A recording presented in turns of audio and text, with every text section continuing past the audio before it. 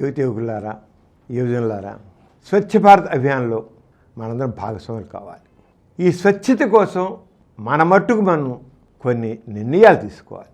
వాటి గురించి మనం చాలా వరకు చెప్పుకున్నాం. ఇవాళ మరికొన్ని చెప్పుకున్నాం. స్వచ్ఛతకై 10 సూత్రాలు, అదొక ప్రత్యేక ప్రతిజ్ఞ మనం చేద్దాం. స్వచ్ఛ భారత ప్రతిజ్ఞ మనం ఆల్రెడీ చేసాం. ఇప్పుడు స్వచ్ఛతకై ప్రత్యేకంగా 10 సూత్రాల ప్రతిజ్ఞ. అదేంటంటే, నేను మారుతాను.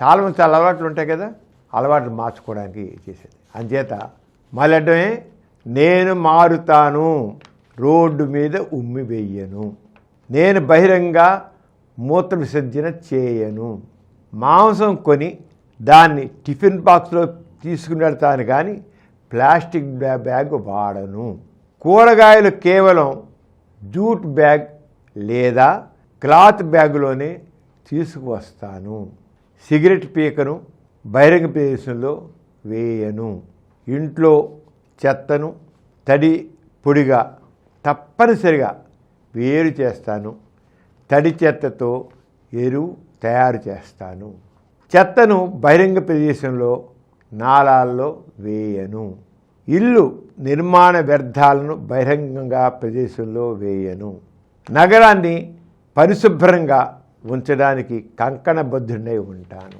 ఈ రంగా 10 సూత్రాల ప్రత్యేక ప్రతిజ్ఞ ప్రతి ఒక్కరు మాకు చేయాలండి. లేకపోతే ఎక్కబడితే ఉమ్మేస్తుంటారు, ఎక్కబడితే మలబద్ధం చేస్తుంటారు.